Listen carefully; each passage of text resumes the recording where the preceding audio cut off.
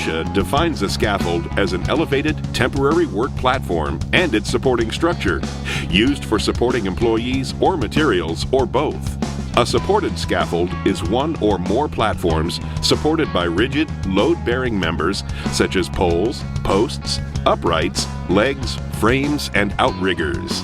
A competent person is an individual who is capable, through training and experience, of identifying existing and predictable hazards relating to scaffolds or other worksite equipment or procedures, and has the authority to take prompt corrective measures to eliminate them.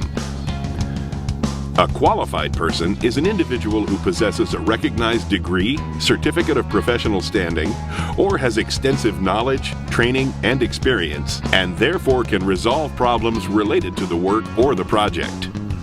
Maximum intended load of a scaffold is the total of all persons, equipment, tools, materials, transmitted loads, and other loads reasonably anticipated to be applied to the scaffold or scaffold component at any one time.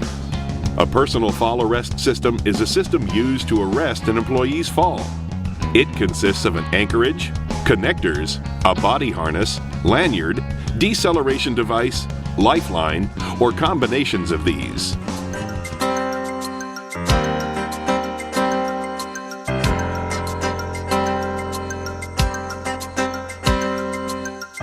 A competent person has specific duties when it comes to scaffolds on a job site and are required to be present on all sites where scaffolding is used. They are to train employees involved in erecting, disassembling, moving, operating, repairing, maintaining, or inspecting scaffolds to recognize associated work hazards. The competent person must choose and direct the workers who erect, dismantle, move, or alter scaffolds. A competent person is to determine if it is safe for employees to work on or from a scaffold during storms or high winds. Other competent person duties include ensuring that a personal fall arrest system or windscreens protect employees, and to determine the feasibility and safety of providing fall protection and access for erectors and dismantlers. The competent person must also make sure that a scaffold will be structurally sound if intermixing components from different manufacturers. One of their most important functions is inspecting the scaffolds. Scaffolds must be inspected, including scaffold components, for visible defects before each work shift and after any occurrence which could affect the scaffold. A qualified person must determine the type of scaffold needed for the job and be able to design and load scaffolds in accordance with that design. As part of the design procedure, the qualified person will determine the maximum load of the scaffold, assure a good foundation, and avoid any electrical hazards.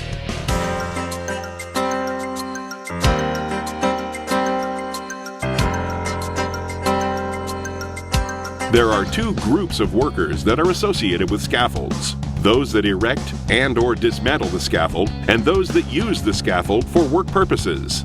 OSHA requires job-specific training for both groups of employees. All pertinent training information, including dates, subject matter covered, names and times, should be documented and kept on file in a location decided upon by your employer. Employees that are responsible for assembling and disassembling the scaffolds are referred to as erectors and dismantlers. OSHA requires these individuals be trained by a competent person. Erector-dismantler training includes the nature of scaffold hazards and the proper procedures for erecting, disassembling, and repairing the type of scaffold to be utilized. Training should also include design criteria, maximum intended load capacity, and intended use of the scaffold along with any other pertinent requirements. Individuals whose work requires them to be supported by the scaffolding to be able to reach elevated work areas are referred to as scaffold users. OSHA mandates that scaffold users must be trained by a qualified person. Training must enable employees to recognize the hazards associated with the type of scaffold being used and to understand the procedures to control or minimize the hazards. User training will include the nature of any hazard in the work area and the corrective actions for dealing with the hazards. Users must also be trained in the proper use of the scaffold, proper handling of materials on the scaffold, the maximum intended load, and the load-carrying capacity of the scaffold and any other pertinent requirements. Employers must retrain workers when there is reason to believe that the worker lacks the necessary skills or understanding to safely erect, use, or dismantle a scaffold. OSHA specifically mandates that retraining is required in the following situations: changes at the worksite that present a hazard for which an employee has not previously been trained, changes in the types of scaffolds, fall protection, falling object protection, or other equipment that present a hazard for which an employee has not previously been trained, inadequacies in an affected employee's work that indicate they have not retained the initial training. The competent person and others must be on a lookout at all times to determine when retraining is necessary.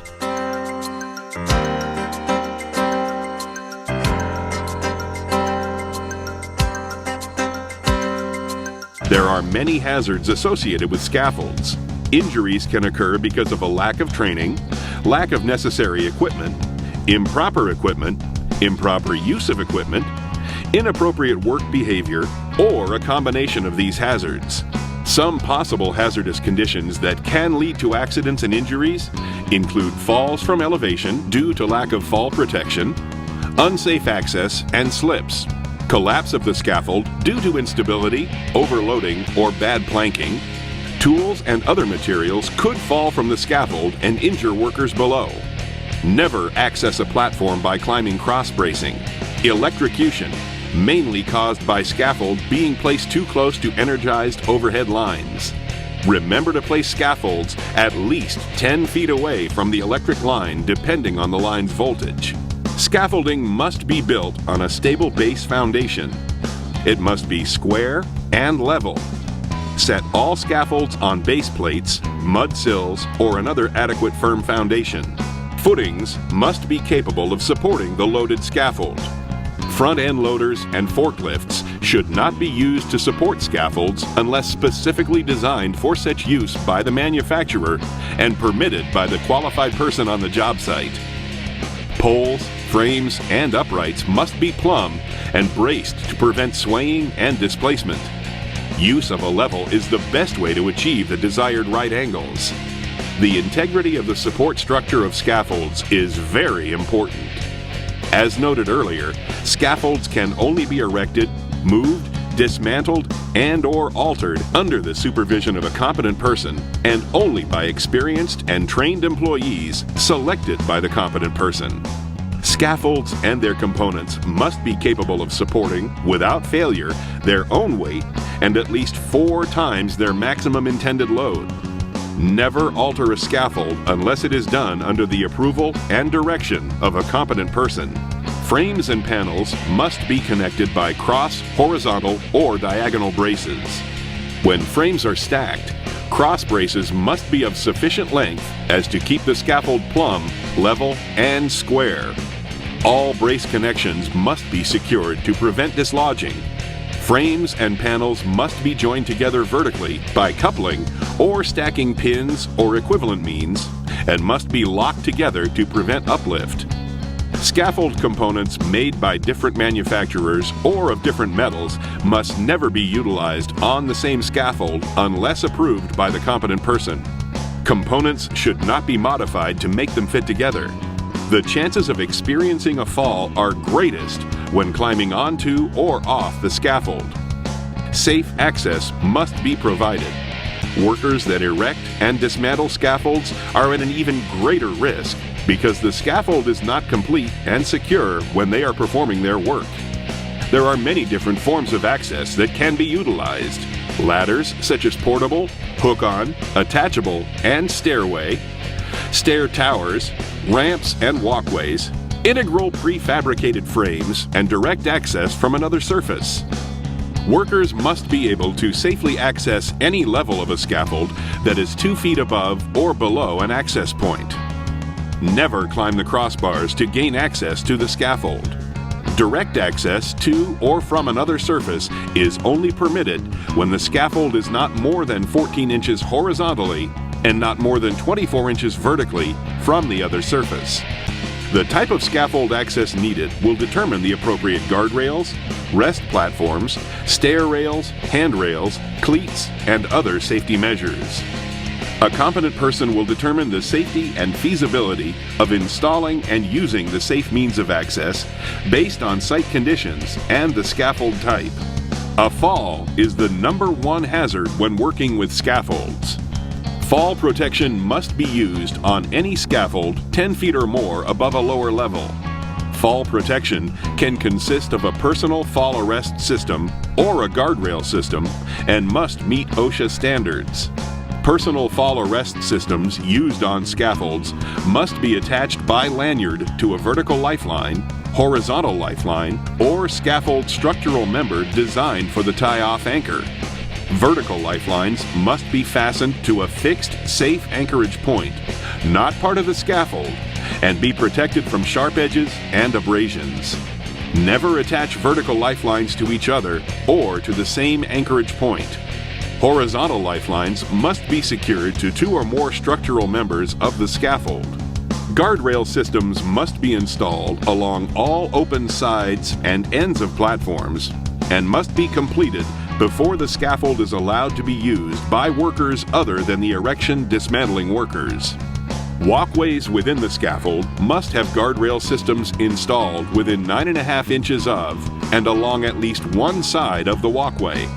The top rail must be able to withstand a force of at least 200 pounds applied, either downward or horizontally, at any point along its top edge.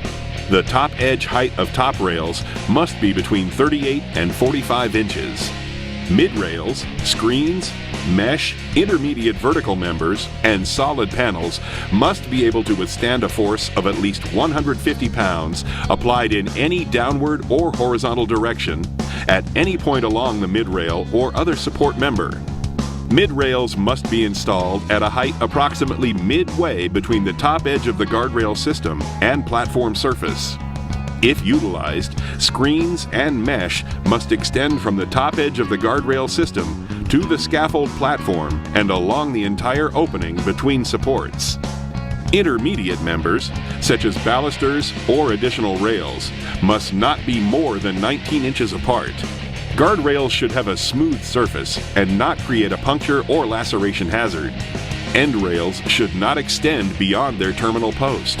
Cross bracing may serve as a top rail or mid-rail, providing the crossing point is between 20 and 30 inches above the work platform for a mid-rail, or between 38 and 48 inches above the work platform for a top rail. When feasible, safe, and practical, fall protection for workers erecting or dismantling scaffolding must be provided. The competent person is responsible for determining the safety and feasibility of the fall protection required. The platform is the work area of the scaffold, except when it is only used as a walkway. Inspections of the scaffold platform must include safety checks of both the platform structure and how the platform is used by the workers. Each platform must be fully planked or decked between the front uprights and the guardrail supports. Scaffold planking must be able to support, without failure, its own weight and at least 4 times the intended load. Planks can be properly sized and sawn wood. Prefabricated planks or fabricated platforms may be used as scaffold planks and platforms as long as they are manufacturer approved or have been accepted by a lumber grading association or inspection agency. No gaps greater than 1 inch are permitted between adjacent planks or deck units or between the platform and the uprights. Gaps may be larger if it can be demonstrated that a wider space is necessary. The maximum width of a gap is 9 1/2 inches. Platform edges may be marked for identification purposes only. Wooden planking cannot be covered with opaque finishes. Platforms and walkways must be at least 18 inches wide. In areas that are so narrow that they must be less than 18 inches wide, fall protection must be provided and used. Do not allow items such as tools, scrap, or material to accumulate on the platform and become a slip, trip, or fall hazard. When moving platforms to the next level, the existing platform must be left undisturbed until the new end frames have been set in place and braced. There should not be more than a 14-inch gap between the scaffold platform and the structure being worked on. An 18-inch gap is permitted for lathing and plastering and masonry work only. To prevent slippage, platforms must be cleated or restrained at each end or overlap centerline support by at least 6 inches. Generally, each end of a platform may not extend over its support more than 12 inches for platforms which are 10 feet or shorter in length, or more than 18 inches for platforms which are more than 10 feet long. On scaffolds where platforms are overlapped to create a long platform, the overlap may only occur over supports and may not be less than 12 inches unless the platforms are restrained to prevent movement. On scaffolds where platforms are abutted to create a long platform, each abutted end must rest on a separate support surface. When platforms must overlap because the scaffold changes direction, platforms that rest on a bearer at an angle other than a right angle shall be laid first, and platforms that rest at right angles over the same bearer shall be laid second on top of the first platform. A platform must be able to support its own weight plus 4 times the maximum intended load. Never load the scaffold or any part thereof beyond the maximum intended load. A scaffold can be commonly overloaded by too many workers on the platform, too much material on the platform, or too much load concentrated in one area or point. To protect employees that work on scaffolds, certain steps must be taken. Workers should always wear hard hats. Scaffolds should have toe boards, screens, or guardrail system debris nets to keep objects from falling to lower levels. Canopy structures can be utilized where practical. Store materials and place objects away from the edge of the surface from which they may fall. Workers working below the scaffold must also be protected by barricading the area to keep them out of danger, and must be used when objects could fall from the scaffold that are too heavy to be stopped by other protective means. Install toe boards along the edge of platforms that are more than 10 feet above lower levels. Toe boards must be able to withstand a force of at least 50 pounds applied in any downward or horizontal direction at any point along the toe board, and be at least 3 1/2 inches from the top edge to the level of the walking, working surface.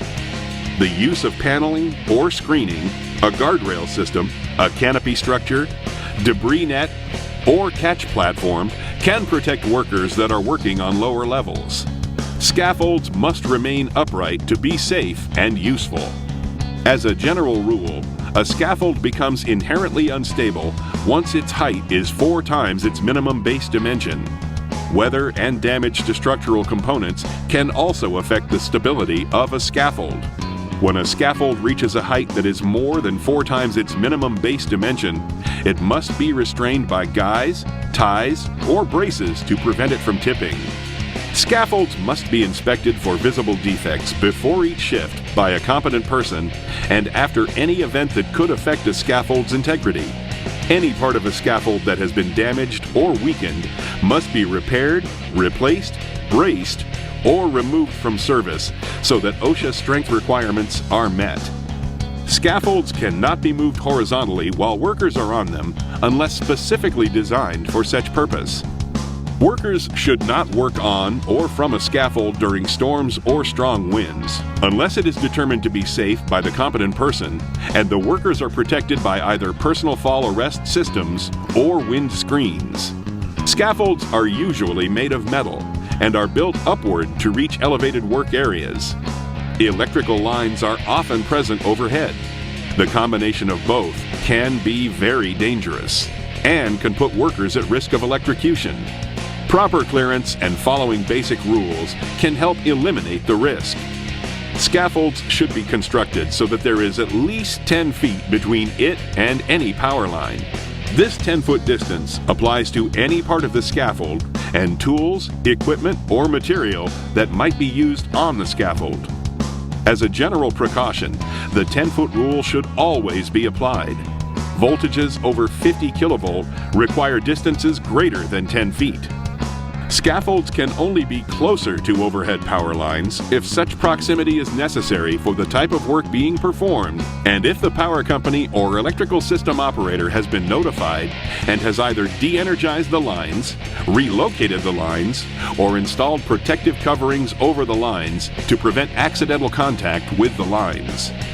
Portable electrical equipment such as tools, cord sets, and generators can pose a serious electrical hazard for workers on or around scaffolds. If the electrical equipment develops a short, the entire scaffold metal frame and components can become energized. All portable electric equipment must be protected by GFCIs or an Assured Equipment Grounding Conductor Program. A worker that receives a shock will often lose their balance and suffer a fall.